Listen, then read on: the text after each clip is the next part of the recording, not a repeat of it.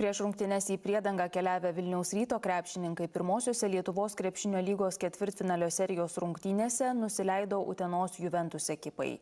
Juventus treneris Laimonas Eglinskas džiaugiasi žaidėjų nusiteikimu, o Rytui vadovaujantis Giedrius Žibėnas išskyrė prastą baudų pataikymą. Šiandieną Rytas yra kol kas geresni, o ar jie bus geresni ir kokie būsim mes po pusantro mėnesio pamatysim. Tokiais žodžiais pralaimėjimą Vilniaus Rytui balandžio pabaigoje apibendrino tada neseniai prie Utenos Juventus vairo Kęstutį Kemzūrą pakeitęs Laimonas Eglinskas. Komandoms vakar vėl susitikus Lietuvos krepšinio lygos ketvirtfinalyje buvo akivaizdu, Utenos Juventus dėjo didelį žingsnį į priekį. 7. vietoje reguliariame sezone likę uteniškiai vakar pirmosiose serijos rungtynėse nepasimetė prieš čempionų lygos nugalėtojus ir laimėjo 92-84. Manau, kad neblogai momentais tvarkėme su jų tranzicijos puolimu, kas yra labai svarbu Rytui, neduoti įsibėgėti, neduoti pajausti to momento emocijos ankstyvais tritaškiais. Momentais sukontroliavom lentą, gale dėja pralaimėjom, bet tikrai buvom fiziškai, manau, kad atsakėm tą fiziškumą, kokį Rytas duoda, visgi tai yra čempionų lygos čempionai, tai super. Likus 4 minutėms 9 taškais atsilikęs Vilniaus Rytas po 2 minučių jau išlygino rezultatą, bet tada Giedriaus Žibėno auklėtinių puolimas sustojo. Per paskutinės 90 sekundžių vilniečiai taip pat prametė visus 6 mestus baudų metimus. Kai kurias problemas negalim kontroliuoti, kaip, nežinau, pramesti baudos metimai. Antroji rungtynių pusėje 12 gal prametėm. Kai kur pritruko gal šiandien rotacijos. Pasistengsim atpompuoti žaidėjus sekančiam rungtynėm. Rytas šiose rungtynėse vertėsi be Džeriko Hardingo, Simo Lukošiaus ir Jordano Carolino.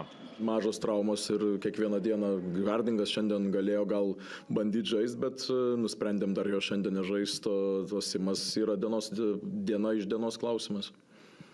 Jokios ten kažkokios rimtos traumos nėra. Prieš šias rungtynes komandoms teko keliauti į Priedangą po to, kai Utenoje buvo paskelbtas oro pavojus. Sąmyšio nebuvo, aišku, legionieriams kyla klausimų, nes vis tiek gal jie netiek giliai žino, kokia ta situacija, kas vyksta aplink mūsų sienas, bet mes juos nuraminom. Mūsų klubo vadovai atsakingai tai pažiūrėjo, buvo išpildytus visi įsipareigojimai, kai reikia, mes buvom saugiose vietose, saugiose zonose ir kai tas buvo atšaukta, mes buvom pasiruošę žaisti, tai, sakau, dėkingas klubui iš komunikaciją ir žaidėjom, kad jie nepabijojo ir toliau kovojo, pamiršė tą, kas vyksta. Pagal įprastas tradicijas susitikimas net neturėjo vykti Utenoje. Ketvirtfinalio serijos visuomet prasideda namų pranašumą turinčių komandų arenose, tačiau dėl Utenos sporto centro užimtumo LKL pakoregavo įprastą tvarką. Antrosios ir jei prireiks trečiosios serijos rungtynės vyks Vilniuje. Turėjom daug problemų ruošdamiesi šitai serijai ir šito, kai ką mes galim kontroliuoti, kai ką mes negalim kontroliuoti. Toks yra lygos sprendimas, nieko mes čia negalim padaryti. Kitoje vakar prasidėjusioje ketvirtfinalio serijoje Klaipėdos Neptūnas namuose 173 nepasigailėjo Gargždų. Nugalėtojų treneris Gediminas Petrauskas mano, kad atsakomosios rungtynės Gargžduose nebus tokios lengvos.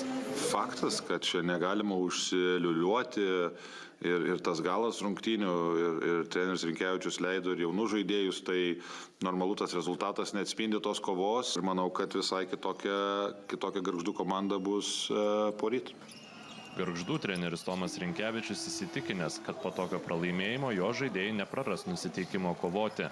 Aš turiu tokius vyrukus, kurių nereikia nuteikinėti. Jie eina kovoja visą sezoną, nesvarbu, kokią mes tą rotaciją mažą bet turėtumėm, bet jie aukoja savo kūnų su sveikatos problemom, bet jie veržėsi į aikštelę ir dėl to aš nematau, kad bus problems.